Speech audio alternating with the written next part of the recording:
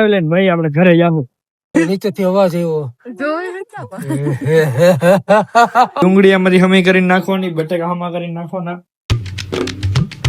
યો guys, welcome back to our new vlog. Good morning ને જય શ્રી કૃષ્ણ બધાને. ભાઈ ગાઈસ 8:30 ને આપણે ધંધા બાજુ નીકળી ગયા. બેન શ્રી ને મમ્મી ને બધા વયા ગયા જુનાગઢ પાછા. પાછા ગાઈસ આપણે એકલા થઈ ગયા. હાલો તો ફટાફટ પેલા ધંધા પોગી જાય ને બધું ગોઠવી લે. સવારે આવીને પેલું આપણું કામ હોય રેકડીને આમ સીધી રાખવી, આ ગોડાઉન ખોલવું, 4 કોથળા આમાં પાથરવા પડે અને માથે પછી અથડો રાખવાનો, પછી લાકડા રાખવાના, પછી ડુંગળી આમાંથી હમી કરીને નાખવાની, બટેકા હમા કરીને નાખવાના.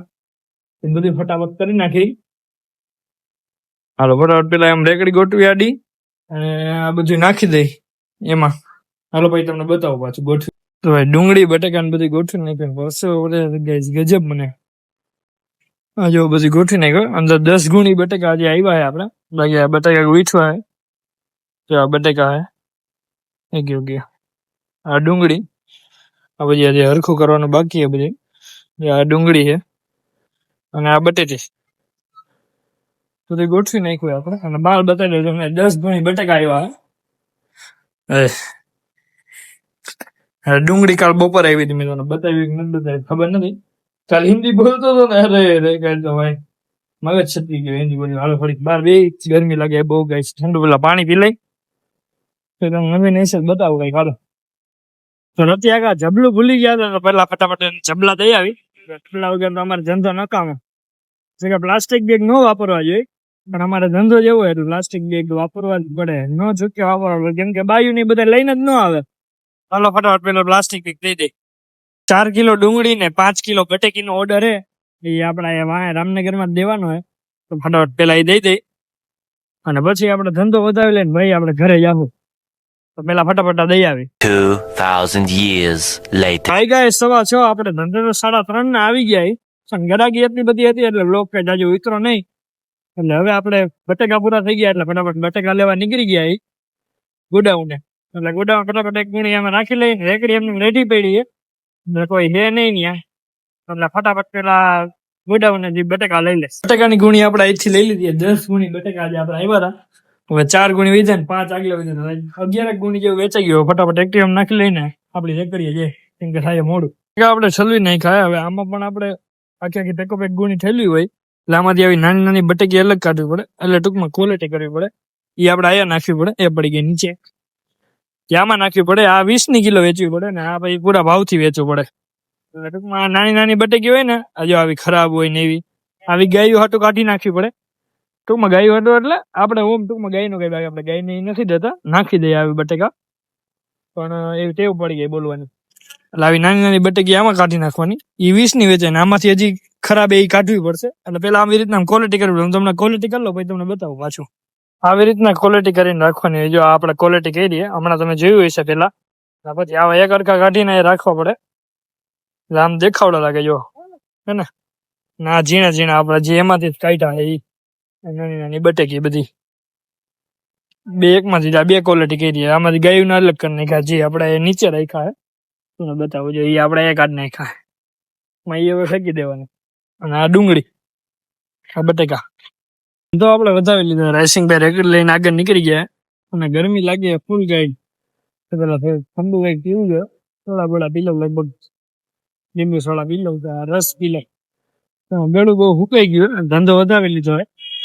હા તો ફટાફટ પેલા સોડા પી લઈ ગાય છે લીંબુ વાળે. ભાઈ બેન ની સોડા આપણે પીધી હતી. એ હાલો સોડા પીવા એવું લક્ષણ હતું ને. હાલો ફટાફટ સોડા પીધી. રાઈસિંગભાઈ જો આગળ જ જઈએ. ફટાફટ પેલા ગોડાઉન ને જઈને માલ બાલ ઉતારી ઘર બાજુ જાય. એવો માઈ જાય છે 0 રાઈસિંગભાઈ જાય ધીમે ધીમે આગળ. રાઈસિંગભાઈ ની એક અલગ કહાની એ તમને લઈને કહીશ. વ્યુઅર્સ વધી જાય કે જોવાની મજા આવે. રાઈસિંગભાઈ ની આપણે આખી કહાની કેવું કે હું કીધું ભાઈ પેલા ફટાફટ હવે ધંધો વધાવી લઈ અને પછી ઘર બાજુ જાય. ધંધો વધાવીને આપણે ઘરે આવી ગયા. શું કહેવાના શિવમભાઈ? બીજો કઈ નથી. આપણે બેન ખાવા બે જઈશું.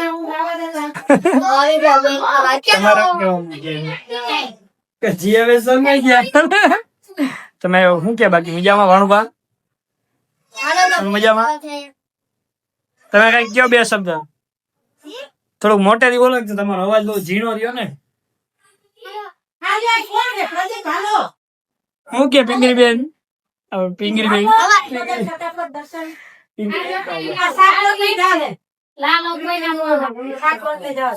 શું બનાવ્યું પ્રોગ્રામ છે જોઈ લ્યો અને કોમેન્ટ કરો કે સારી છે કે નથી.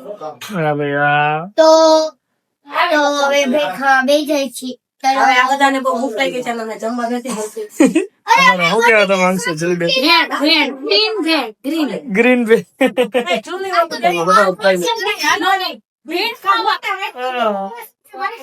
લોક ચાલુ એટલે કેટલું માન મળે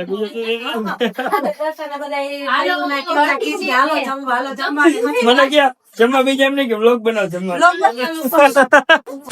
સત્ય ઘટના quarter number Faber college quarter number 73 समझ रहे हो રાતે 12 વાગ્યા રાતે 12 વાગ્યા. તું બોલ ને મદદ કરી અબે સાલે હાલ ચાલુ કર રાતે 12 વાગ્યા હતા ને ઘરમાં 3-4 જણા સત્ય દાદા જોશનાબા સવિતાબા ઉર્વશી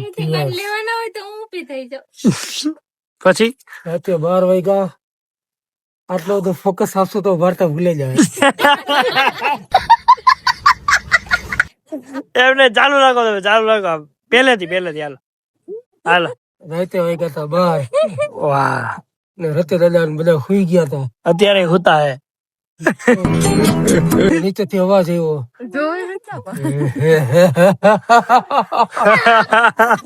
રિયલ ઘટના છે આ મસ્તીમાં લેતા જ નહીં સિરિયસ રત્યા દાદા જોશનાબાને ઉઠેડા કે તને કોઈ દાંત કાઢે એવો અવાજ આવે તો જોશનાબા કે તમે નીંદરમાં હુઈ જાવ ને તો પાછા દાંત કાઢ્યા હા હા હા હા તો જોશનાબા ને તો રત્યા દાદા હે ને બારી ખોલી ધીમેકથી તો આગળ બેની બીક લાગતી હતી દાંત એવા કાઢતી હતી ને તો રત્યા દાદા આમ કરી આમ જોયું ને તો છકડા ઉપર બાઈ હા તો બાઈ અંધારું સામે લાઈટું નહીં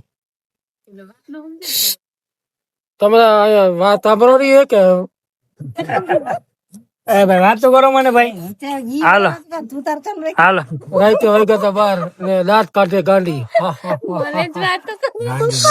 હા ભૂતળી આ બોતડી હા ને રાતે 12 વાગ્યા ને રતે દાદાને બીક લાગી રતે દાદા બાયણું ન ખોલ્યું રતે દાદા પેલા બારી જ ખોલી હતી કે આ કોણ છે મારા છોકરા ઉપર ઓલી દાંત કાઢે એટલે પછી રત્યા દાદા ને એમ છે આ તો કોક હે હો ભાઈ દાખલ જેવું તો રત્યા દાદા પાછા જોશનાબાને ઉઠેલા એટલે આપડા કોઈ થકડામાં બેઠું હોય ભૂતળી તો રત્યા દાદા કે તો કાકી કે હુવા નહીં દે લાવજો તો જોશનાબાએ જોયું બારી હતી કે હા લાય કે હાથર હોતું હોય કોક તો રત્યા દાદા કે તું હાલ બાય ખોલ બહાર આવ કાકી કે મારે નથી આવું તો કાકા કે મારે નથી આવું એને બીક લાગી તો કાકા હિંમત કરી બહાર ગયા કાકા કે એ કોણ છો એક મારા છકડા પર બેઠી હો તો ઓલી દાંત જ કાઢ્યા તે દાંત કાઢતી હતી ગાંડી એ રત્યા દાદા કે કોણ છો તો ઓલી જવાબ જ નથી ઓલી દાંત જ કાઢે એમ જ કરી રાખ્યા પછી રત્યા દાદા ગયા નીચે રત્યા દાદા નીચે ગયા ને જોશનાબાને કે હાલો ને હા કે તું હાલ ભેગી કે મને બીક લાગે તો જોશનાબા કે મારે નથી આવું તમે જ જાઓ રત્યા દાદા નીચે ગયા રત્યા દાદા નીચે ગયા ને તો રત્યા દાદા ને કે અરે કોણ છો ઓલી રત્યા દાદા આમ કરી આમ કે